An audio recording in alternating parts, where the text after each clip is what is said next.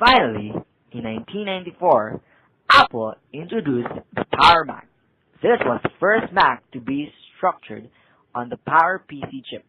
The Power Mac was an extremely fast processor that had been co-developed with IBM and Motorola. This allowed Apple to remain a high competitor for the best computer on the market. This is what enabled Apple to stay afloat in any already heavily saturated computer industry. Apple began to take a turn for the worse again in 1995. Apple all of a sudden had accumulated too many back orders and did not have sufficient materials to build them. Apple began to lose millions of dollars, and during this time, Apple failed to make a profile. Apple also had trouble keeping up with Bill Gates' Windows 95 that had been introduced during the summer of 1995. In late half of 1996, Apple proceeded with a large merger that would enable Apple to acquire Next Step. This program began the basis for Apple's next generation of computers, the OS. This was the start of Apple to again regain a high position in the computer market. That was all about Apple.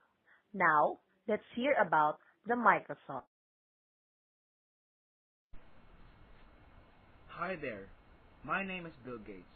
I am one of the founders of Microsoft. Microsoft is a multinational computer technology corporation. So now, let me tell you a little background about me and how when Microsoft started. I began to show an interest in computer programming at the age of 13 at the Lakeside School. I pursued this passion through college. While at Lakeside School, a Seattle computer company offered to provide computer time for the students. I became entranced with what a computer could do and spent much of my free time working on a terminal. Then I wrote a tic-tac-toe program in basic computer language that allowed users to play against the computer. I met this friend and a business partner of mine, Paul Allen, and found myself at the right place and at the right time. It was at Lakeside School where I met Paul Allen, who was my senior. We became fast friends, bonding on our own common enthusiasm over computers, even though we were very different. Allen was more reserved and shy, and I was pasty and at times combative. We both spent much of our free time together working on programs. Occasionally, we disagreed and would clash over who was right or who should run the computer lab. On one occasion, our argument escalated to the point where Allen banned me from the computer lab. On another occasion, me and Allen had our computer privileges. We both were taking advantage of software glitches to obtain free computer time from the company that provided the computers. After our probation, we were allowed back in the computer lab when they offered the debug program. During this time, I developed a payroll program for a computer company the boys hacked into and a scheduling program for the school. By 1970, when I turned 15, I went into a business with Paul Allen. We developed Traf-O-Data, a computer program that monitored traffic patterns in Seattle and net $20,000 for our efforts. The era of Traf-O-Data came to an end when I left for college. Upon graduating from Lakeside, I enrolled in Harvard University in 1973, one of the best universities in the country. I didn't know what to do, so I enrolled my name for pre-law. I took the standard freshman courses, with the exception of signing up for one of Harvard's toughest mathematics courses. I did well over there, but I couldn't find it interesting too. I spent many long nights in front of the school's computer and the next day asleep in class. After leaving school, I almost lost myself on the computer, but I and my friend Paul Allen remained in close contact even though we were very away from each other. We would often discuss new ideas for the future projects and the possibility of starting a business one fine day. At the end of my first year, Alan came close to me so that we could follow some of our ideas. That summer we got a job Honeywell. Alan kept on pushing me for opening a new software company.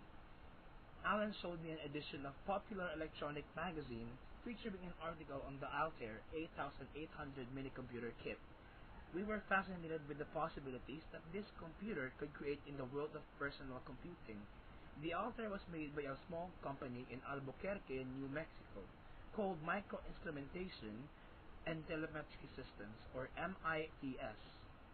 We contacted the company proclaiming that we were working on a basic software program that would run the Altair computer, though in reality, we didn't have an Altair to work with or the code to run it. We just wanted to know if MITS was interested in someone developing such software. So when did the two meet? During the development of the Macintosh in the early 80s, Microsoft was an important ally.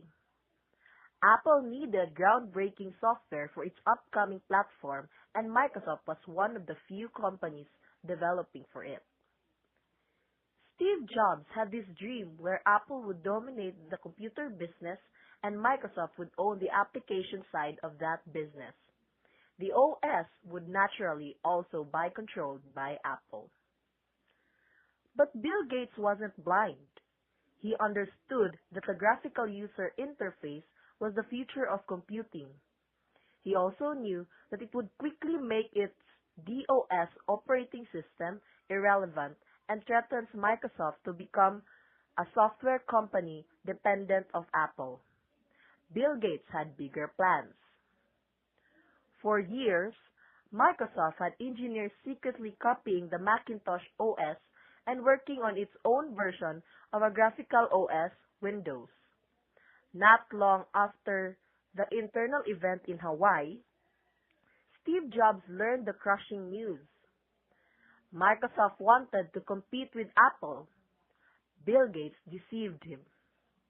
For the next 15 years, Apple would engage in a strange relationship with Microsoft. On one end, Microsoft was prying market share away from Apple. On the other, it was one of its biggest partners. Steve Jobs would soon leave Apple and create Next, but would not succeed to make a dent in Microsoft's dominance. Along the way, Jobs often sparred with Microsoft, criticizing the company's lack of creativity. The only problem with Microsoft is they just have no taste. Jobs said in the 1996 public television documentary, Triumph of the Nerds, "They have absolutely no taste. And I don't mean that in a small way. I mean that in a big way, in the sense that they don't think of original ideas and they don't bring much culture into their products." If Bill Gates was a great liar, Steve Jobs was his equal. But after some time, Steve Jobs announced that Microsoft is not the enemy anymore. Few could believe their ears. He went as far as praising the quality of their Mac apps like Office and Internet Explorer. That was outrageous. Apple have learned from their past mistakes and have produced many machines that are very competitive in the current market. Apple still remains to be diversified within the computer industry, whether this will help them or not. Apple should not be counted out from the top ranks of the computer industry. Meanwhile, Bill Gates, as the head of the Microsoft, is the second richest man in